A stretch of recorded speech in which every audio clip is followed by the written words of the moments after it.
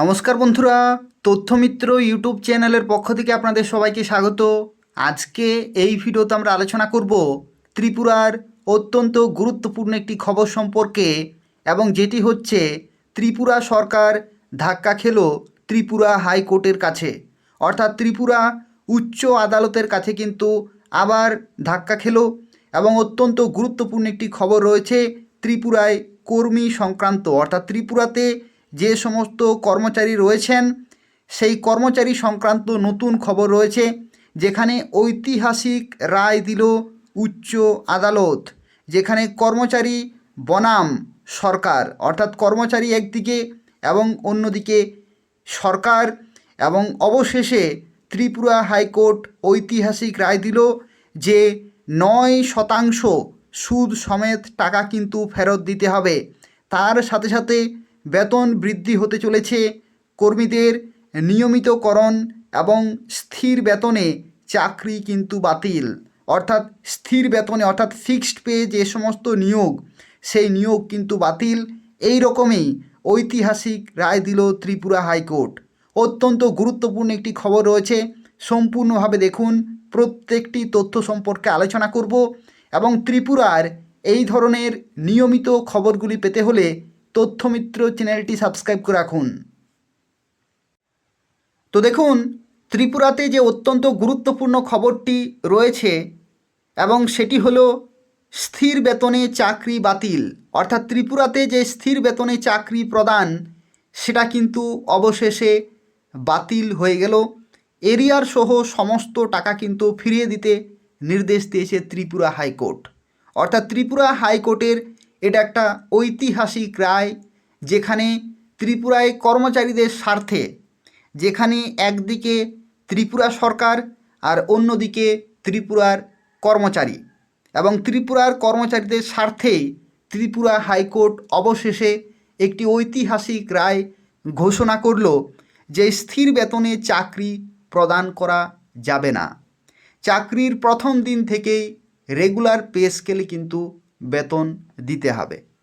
ত্রিপুরাতে একটি রেওয়াজ ছিল যে চাকরি পাওয়ার পরবর্তী 5 বছর পর্যন্ত স্থির বেতনে চাকরি করতে হবে, কিন্তু সেই নীতি আর থাকছে না, অর্থাৎ শুরু থেকেই কিন্তু রেগুলার পে স্কেলে বেতন দিতে হবে।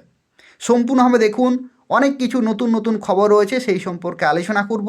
প্রত্যেকেই ভিডিওটি লাইক করে দেবেন, শেয়ার করে দেবেন, এবং ত্রিপুরার এই ধরনের গুরুত্বপূর্ণ খবরগুলি পেতে হলে তথ্যমিত্র চ্যানেলটি সাবস্ক্রাইব করে রাখুন।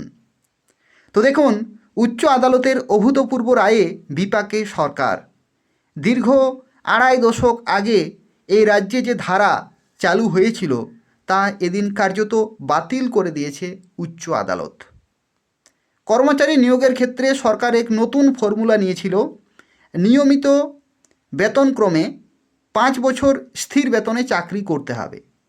এদিন উচ্চ আদালতের এক যুগান্তকারী রায়ে বাতিল হয়ে গেল স্থির বেতনে চাকুরি প্রদান। উচ্চ আদালতেই রীতিমতো বিপাকে রাজ্য সরকার। এই রাজ্যে স্থির বেতনে চাকরি প্রদান একটা সংস্কৃতি হয়ে গিয়েছিল, অর্থাৎ এটা একটা রেওয়াজ হয়ে গিয়েছিল যে চাকরি পেলেই 5 বছর স্থির বেতনে চাকরি করতে হবে, কিন্তু সেটা থাকছে না।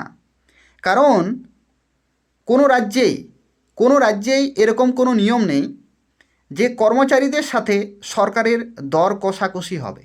চাকরি পেলেই তাকে সঠিক হারে কিন্তু বেতন দিতে হবে। সেখানে ফিক্সড পে 5 বছর ধরে বা 7 বছর ধরে বা 10 বছর ধরে এরকম কোনো কিন্তু নিয়ম নেই। এটা একটা অসাংবিধানিক, এরকমই কিন্তু ঘোষণা করেছে ত্রিপুরা হাইকোর্ট। এই সরকারি সংস্কৃতিকে কার্যত বাতিল করে দিল উচ্চ আদালত। এই রায় কার্যকর করতে গেলে কোষাগারে বিরাট ধাক্কা পড়বে। সম্পূর্ণ কেন্দ্রীয় সাহায্যের উপর নির্ভরশীল এই রাজ্য এই ধাক্কা সামলাতে পারবে কি না সেটাও একটা বড় প্রশ্ন। তবে সব কিছুকে ছাপিয়ে গিয়েছে এই দিনের উচ্চ আদালতের রায়। উচ্চ আদালতের ডিভিশন বেঞ্চ এদের নিয়মিত বেতনক্রমে নিয়মিত পদে নিযুক্তদের 5 বছর স্থির বেতন দেওয়ার যে সিদ্ধান্ত নিয়েছিল রাজ্য সরকার, তা কিন্তু খারিজ করে দেওয়া হয়েছে। 2001 এবং 2007 সালে নেওয়া এই সরকারি সিদ্ধান্তকে অসাংবিধানিক আখ্যা দেওয়া হয়েছে। উচ্চ আদালতের প্রধান বিচারপতি এম.এস.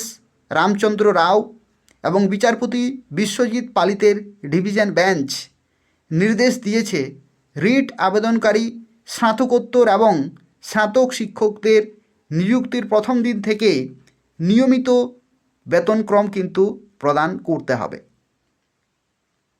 অর্থাৎ দেখুন এখানে কি বলা হচ্ছে, এখানে বলা হচ্ছে যে স্নাতকোত্তর এবং স্নাতক শিক্ষকদের নিযুক্তির প্রথম দিন থেকেই কিন্তু নিয়মিত বেতনক্রম প্রদান করতে হবে। প্রথম দিন থেকেই, চাকরির প্রথম দিন থেকেই, কোনো 5 বছর 10 বছর কিন্তু নয়, চাকরির প্রথম দিন থেকেই নিয়মিত বেতনক্রম কিন্তু প্রদান করতে হবে, অর্থাৎ Tripura pay scale. Division bench এই রিট মামলায় পূর্বতন বিচারপতি অরিন্দম লোধের রায় খারিজ করে দিয়েছে। স্পষ্টতই রাজ্য সরকারের কাছে এটাই এখন বিরাট চ্যালেঞ্জ। এমনিতে দেশের কোথাও স্থির বেতনে সরকারি কর্মী নিয়োগের দৃষ্টান্ত কিন্তু নেই স্থির বেতনে, কিন্তু ত্রিপুরাতে রয়েছে। তবে ত্রিপুরা সরকার বরাবরই এইভাবেই কর্মী নিয়োগ করে থাকে। এই মামলায় রিট আবেদনকারীরা স্নাতকোত্তর এবং স্নাতক শিক্ষক পদে নিযুক্তি পেলেও তাদেরকে 5 বছর স্থির বেতনে রাখা হয়। যদিও টেট উত্তীর্ণ হয়ে একটি সুষ্ঠু প্রক্রিয়ার মধ্য দিয়ে তাদের নির্বাচিত করা হয়েছিল। এদের নিযুক্তির সময় তাদের কাছ থেকে মুচলেকা আদায় করা হয় যাতে তারা 5 বছর স্থির বেতনে চাকরি করবেন। পরবর্তী সময় তাদেরকে নিয়মিত বেতনক্রম দেওয়া হবে। এই ব্যবস্থাকে চ্যালেঞ্জ জানিয়ে মামলা করা হয়। সিঙ্গেল বেঞ্চে মামলা খারিজ করে দেওয়া হয়। এর বিরুদ্ধে রিট আপিল করা হয়। আবেদনকারীদের পক্ষে বরিষ্ঠ আইনজীবী পুরুষোত্তম রায় বর্মন বলেন যে নিয়মিত পদে নিযুক্তদের 5 বছর স্থির বেতন দেওয়া সরকারি সিদ্ধান্ত অসাংবিধানিক ও অযৌক্তিক, নিয়োগের শর্তের পরিপন্থী। আবেদনকারীদের কাছ থেকে মুচলেকা আদায় করা হয়। এক্ষেত্রে তার বক্তব্য যে চাকুরি প্রাপকদের দর কষাকষির কোনো সুযোগ কিন্তু ছিল না। পরিস্থিতির চাপে বাধ্য হয়ে তারা এই পদক্ষেপ কিন্তু নিয়েছিল। এদিনের রায় উচ্চ আদালত বলেছে যে 15ই ডিসেম্বর 2001 এবং 16ই অক্টোবর 2007 এ প্রদত্ত 2 বিজ্ঞপ্তি অসাংবিধানিক। অর্থাৎ ত্রিপুরাতে যে 2টি বিজ্ঞপ্তি প্রকাশিত হয়েছিল 15ই ডিসেম্বর 2001 এবং 16ই অক্টোবর 2007 প্রদত্ত 2টি বিজ্ঞপ্তি কিন্তু অসাংবিধানিক। তাই এই 2 বিজ্ঞপ্তি খারিজ করে দিয়েছে উচ্চ আদালত। এই 2 বিজ্ঞপ্তির মাধ্যমে স্থায়ী পদে নিয়মিত বেতনক্রমে নিযুক্তদের 5 বছর স্থায়ী স্থির বেতনে রেখে তারপর নিয়মিত বেতনক্রম দেবার সূচনা হয়। উচ্চ আদালত স্পষ্টই বলেছে যে মুচলেকা আদায় করা মানে হলো সাংবিধানিক অধিকার থেকে বঞ্চিত করা। সরকারের সঙ্গে একজন চাকুরি প্রাপক কখনো কিন্তু দর কষাকষির অবস্থায় থাকতে পারে না। সরকারের সাথে কখনোই একজন চাকরি প্রাপক অর্থাৎ ন্যায্য যে প্রার্থী তারা কিন্তু কখনোই দর কষাকষির মধ্যে থাকতে পারে না। এক্ষেত্রে তাই হয়েছে। সরকারের নীতিগত সিদ্ধান্ত অবশ্যই সাংবিধানিক মূল্যবোধকে মান্যতা দেবে। রায়ে স্পষ্ট করে দেয়া হয়েছে চাকুরির প্রথম দিন থেকেই নিয়মিত বেতনক্রম প্রদান করতে হবে। অর্থাৎ চাকরি পাওয়ার প্রথম দিন থেকেই কিন্তু রেগুলার পে স্কেলে বেতন দিতে হবে প্রত্যেকটি কর্মীদেরকে। এবং শুধু তাই নয়, প্রথম দিন থেকেই নিয়মিত বেতনক্রমে নোশনালি এবং ফিক্সেশন করে রিট মামলা করার 3 বছর আগে থেকে নিয়মিত বেতন নগদে এবং 9% সুদসহ আগামী 2 মাসের মধ্যে কিন্তু প্রদান করতে হবে।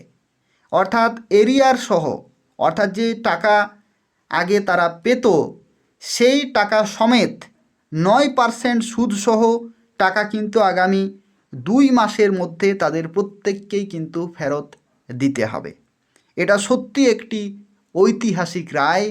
ত্রিপুরায় কর্মচারীদের স্বার্থে রায় ঘোষণা করেছে ত্রিপুরা হাইকোর্ট।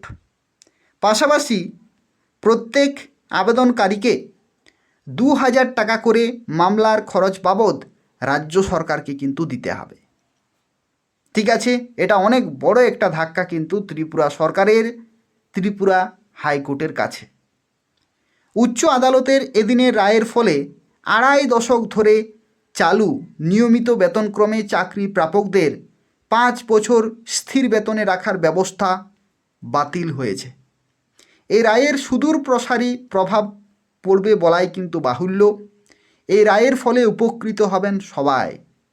রায়ের সুফল শুধু আবেদনকারীদের মধ্যেই সীমাবদ্ধ থাকবে না। আবেদনকারীদের হয়ে এই মামলায় লড়াই করেছেন বরিষ্ঠ আইনজীবী পুরুষোত্তম রায় বর্মন, আইনজীবী সুরজিৎ ভট্টাচার্য এবং কৌশিক নাথ। এই হচ্ছে অত্যন্ত গুরুত্বপূর্ণ একটি খবর ত্রিপুরায় কর্মচারী সংক্রান্ত, যেখানে আর স্থির বেতনে চাকরি প্রদান কিন্তু ত্রিপুরাতে থাকছে না। চাকরির প্রথম দিন থেকেই তাদেরকে নিয়মিত বেতনক্রমে বেতন প্রদান করতে হবে। এই হচ্ছে পুরো তথ্য। আর এই ধরনের নিয়মিত খবরগুলি পেতে হলে অবশ্যই তথ্যমিত্র চ্যানেলটি সাবস্ক্রাইব করে রাখুন। এই তথ্যমিত্র চ্যানেল থেকে ত্রিপুরার প্রত্যেকটি খবর সময় মতো পেয়ে যাবেন। ধন্যবাদ।